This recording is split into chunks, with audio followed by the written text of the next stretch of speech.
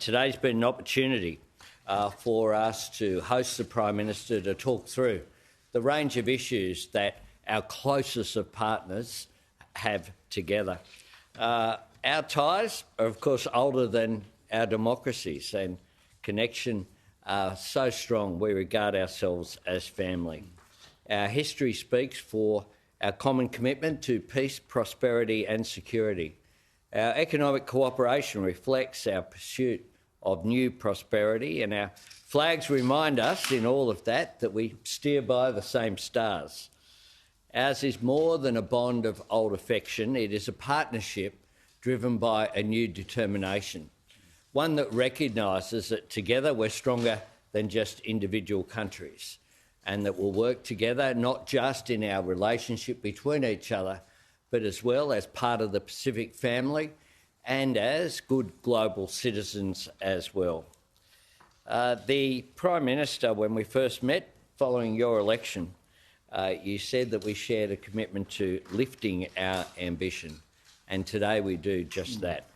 On the economy, our economies are already two of the most closely integrated in the world. But today we talked about how we can further modernise our single economic market.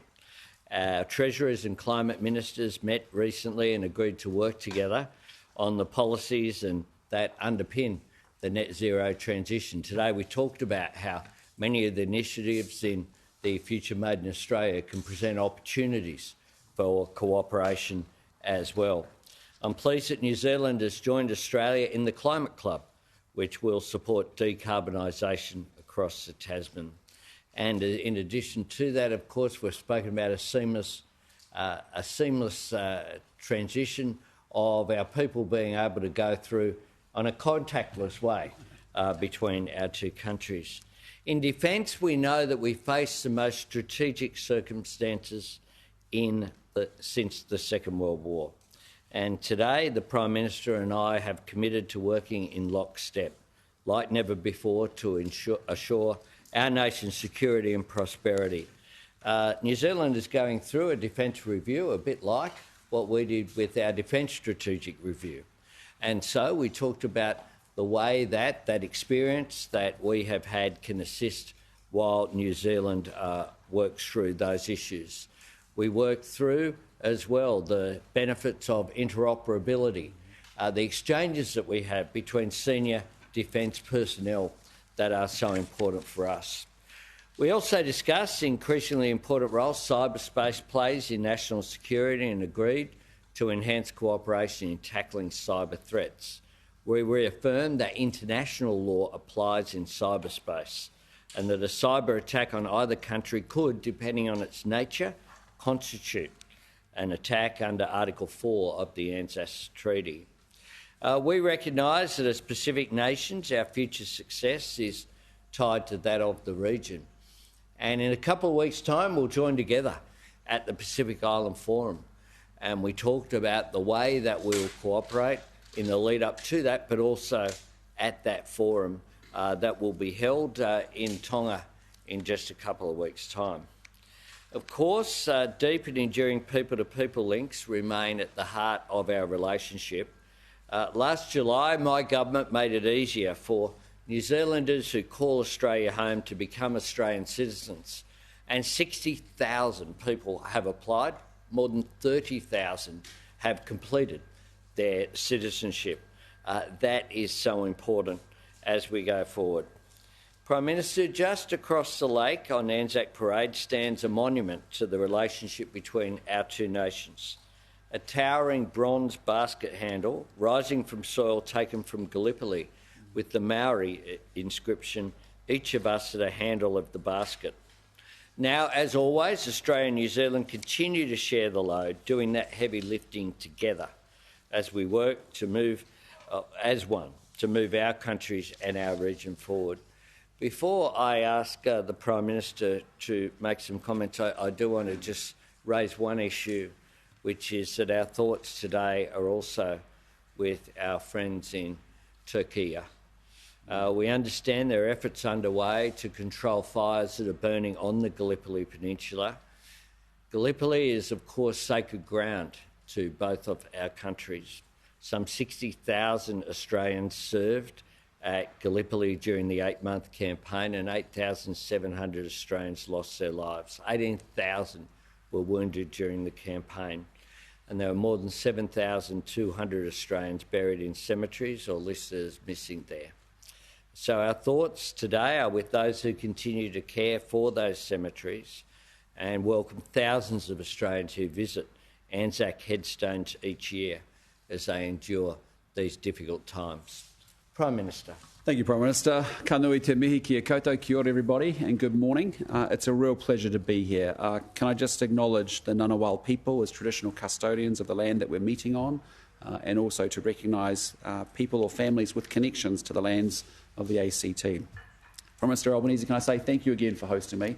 Thank you for the very warm welcome and the very special ceremony at the beginning of our visit. We've already had some warm and productive talks, and we look forward to continuing some of that this afternoon as well. We are working hand in hand with Australia, and it's more important that we do so than ever before. We both face, as we've talked about extensively, a challenging global environment that we haven't seen in decades. And our conversation, I think, reflected our shared assessment, our alignment on the issues, and the broad set of shared priorities that we have.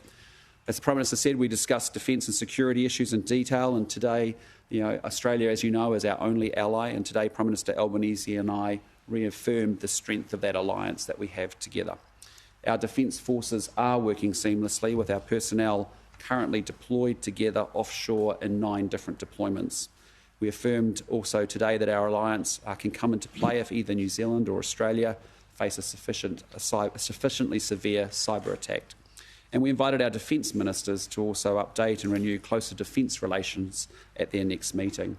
We also discussed appointing senior officers into our Joint Forces headquarters, and we decided to prioritise combined defence procurement as we strive for greater interoperability. We also had a very good discussion about the Pacific, with a focus on the centrality of the Pacific Islands Forum, the meeting of which, as the Prime Minister talked about, is later this month. We talked about the investment and the trade and the innovation links that generate jobs in each of our economies. The foundation, of course, is CER and our most comprehensive free trade agreement, which continues to evolve and change given global environments and conditions. And we agreed to continue to work on the need to reduce friction in doing business on both sides of the Tasman. We are aligning our regulatory approaches in emerging sectors, including battery and EV technologies. And New Zealand announced earlier this week that we intend to align our approach to regulating gene technology with the Australian legislation and approach as well. We'll continue to be aligning our building standards to help maximise efficiency of trans-Tasman trade and competition in the building and construction sector at home in New Zealand.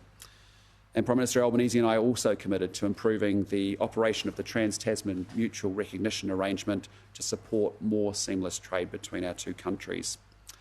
And we discussed, as you highlighted, the report on advancing seamless travel, which again lays the connection for our people-to-people connections and obviously our economic ties.